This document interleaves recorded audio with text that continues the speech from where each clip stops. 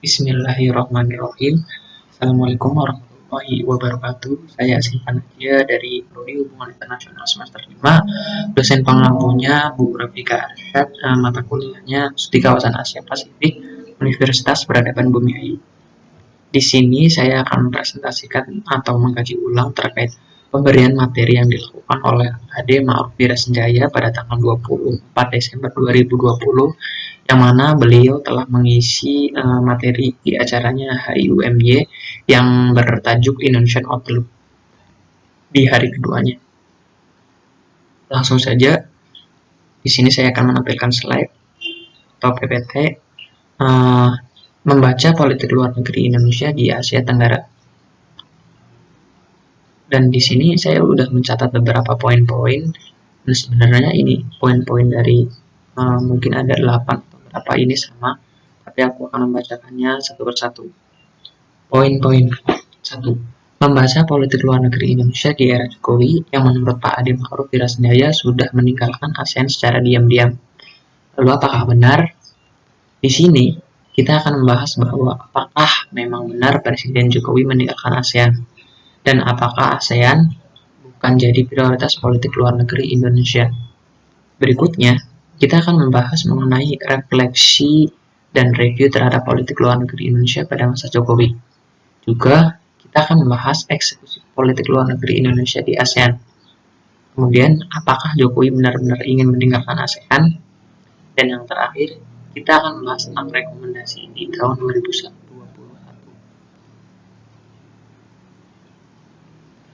Di sini, untuk slide ketiganya, aku ingin mengulas lagi ya perkataan dia pas waktu ngisi materi di webinar. Menurut Ade Ma'ruf Wirasenjaya, menurutnya Jokowi secara politik adalah produk politis oligarkis yang mana dapat memengaruhi banyak gaya, style, dan tune politik luar negeri di kawasan.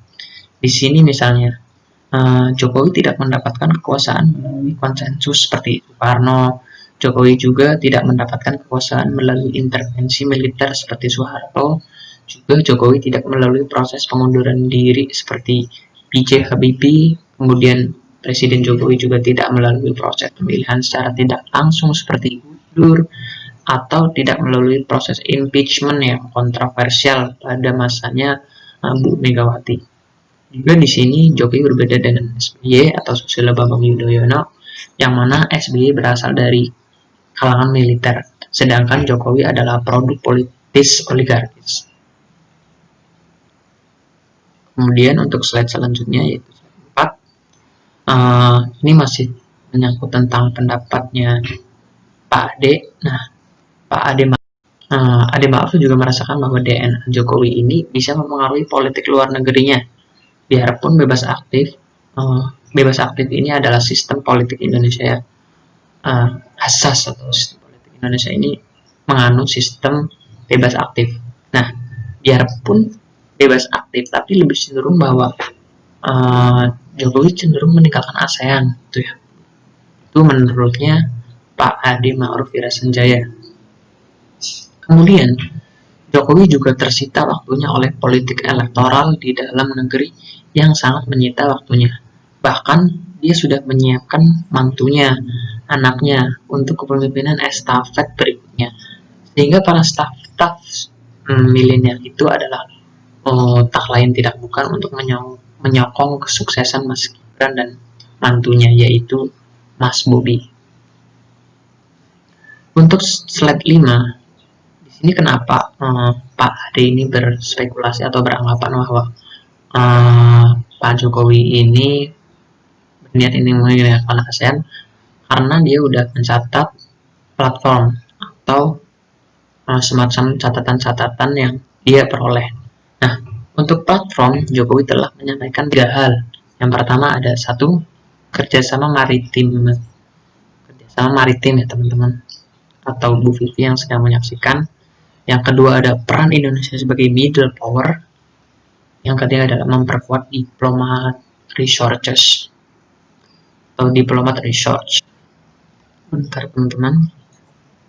Nah, kemudian dari platform tersebut berkembang ke fitur yang berupa Nah, ini ada proteksi pekerja imigran, kemudian ada diplomasi publik, kemudian ada diplomasi ekonomi, kemudian ada keterlibatan isu dengan Palestina.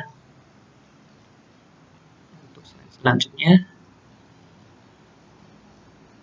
sebelum kita berbicara tentang populisme, Ade Ma'ruf Wirassenjaya juga beranggapan bahwa ASEAN tidak ada dalam platform Jokowi, sehingga Ade Ma'ruf yakin serta diperkuat oleh beberapa pengamat Jokowi atau biasa koordinasian atau Ade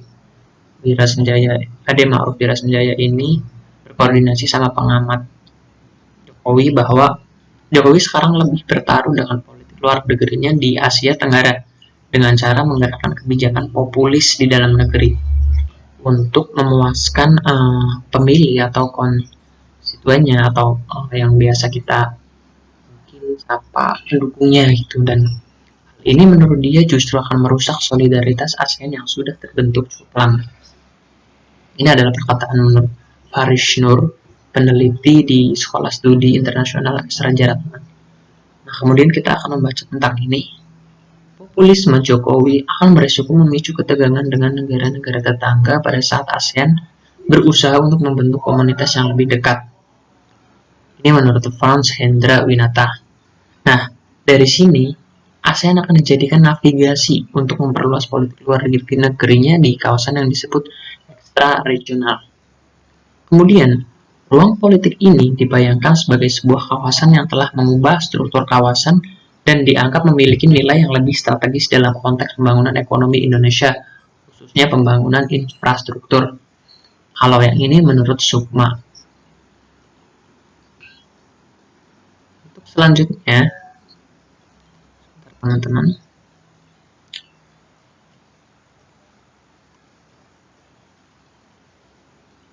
nah di PPT sudah dituliskan bahwa apakah benar era kepemimpinan Jokowi meninggalkan ASEAN? Oke, kita butuh penguat lagi.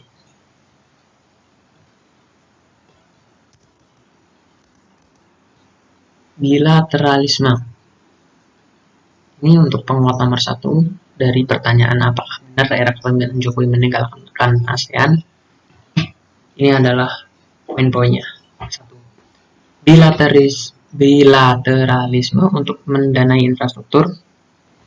Menurut Ade Ma'ruf Wirassenjaya, juga dalam beberapa hal Jokowi itu sama dengan Donald Trump karena mereka berasal dari kalangan pedagang, sehingga pedagang itu tidak semua suka dengan gaya-gaya multilateralisme seperti Presiden Obama maupun SBY atau sosiolog Bambang Yudhoyono.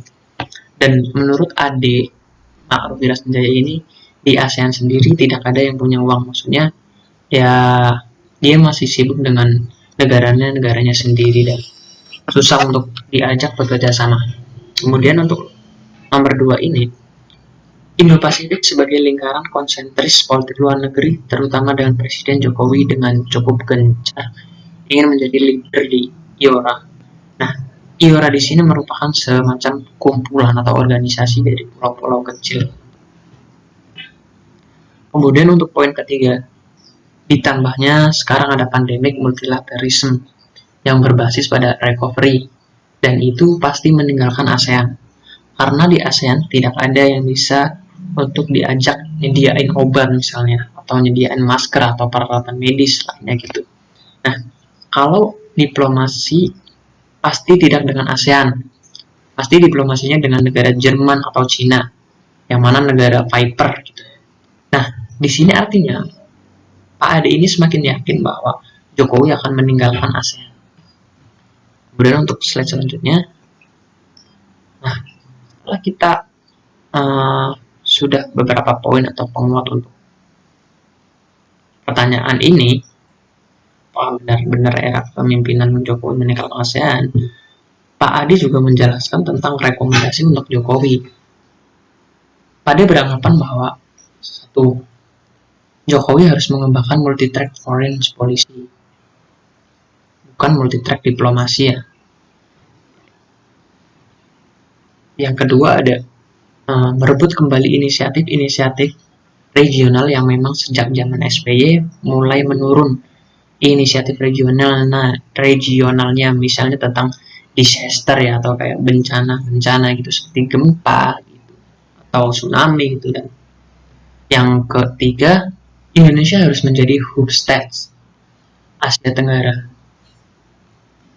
Dan yang terakhir, memberikan ruang pada regional civil society. Thank you, selamat berjumpa kembali. Nampaknya cukup sekian pemaparan atau pengajian ulang yang dapat saya sampaikan. Kurang dan lebihnya mohon dimaafkan bila ada salah kata maupun salah ucap, mohon dimaafkan. Wabillahi taufiq wal hidayah. Wassalamualaikum warahmatullahi wabarakatuh.